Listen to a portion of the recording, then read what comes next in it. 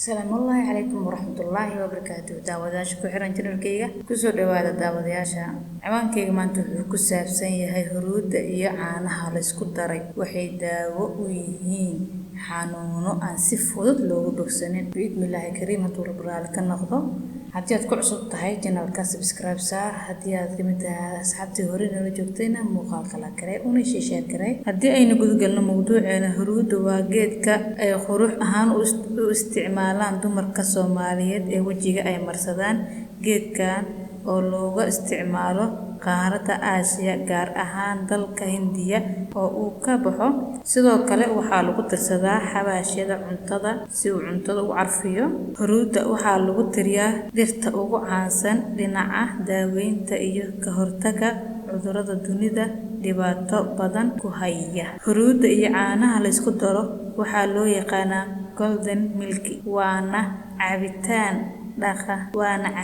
dhaqameed ay Hindidu leeyihiin balse waayahan dambana ay reer galbeedkuna bilaabeen cabitaanka kadib markii ay ogaadeen faa'iidooyinkiisa caafimaad faa'iidooyinka tirada badan ee caanaha iyo huruudda la isku daro waxaa ka mid ah 1 sun saaridda caanuhu waxay yareeyaan in sunta ay u gudubto beerka waxayna dhakhaatiirtu xaqiijiyeen in caanuhu ay sidoodaba jirka ka saaraan sunta daawo fiicanna ay ka yihiin ama ay u yihiin sumowga ku dhaca mindhicirada iyo caabuqa sidoo kalena waxa ay caanuhu daaweeyaan shubanka mararka qaarkood ay iskugu arkaan 2 lurbixinta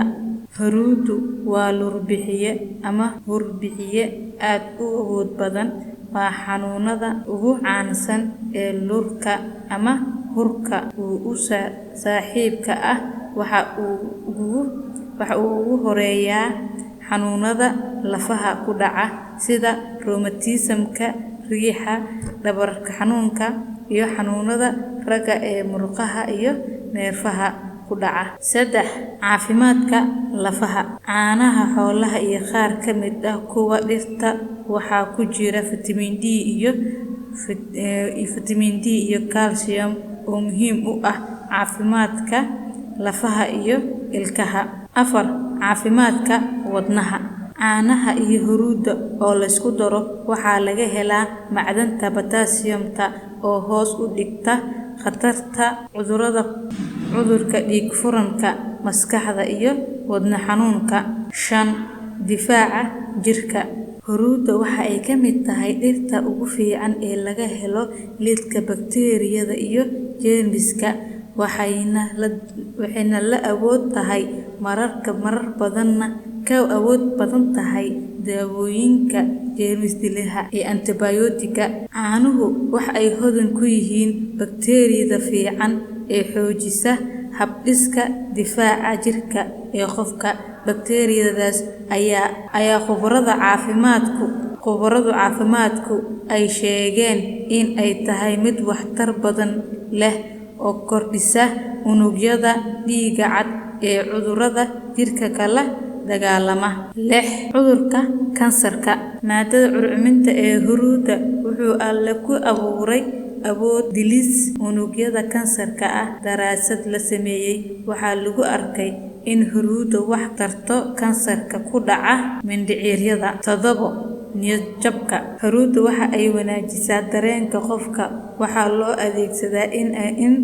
lagu daaweeyo niyad jabka 8 caafimaadka maskaxda huruudda ayaa ka mid ah cuntooyinka la og yahay in ay aad ugu fiican yihiin caafimaadka maskaxda haddaba huruudda iyadoo qalalan iyo iyadoo qoyanba intaba waa la isticmaalaa faa'iidada wax ay ku badan tahay midda freeshka ah oo qoyan ama isla markaas la shiiday cunista iyo cabitaanka intaba waa loo isticmaalaa iyadoo qoyan ayaana caano ku shiidan kartaa ama malqacad huruud oo budo ah ayaad koob caano ah ku darsan kartaa haddii aad ka heshay muuqaalkani fadlan sii share garay muuqaalkan like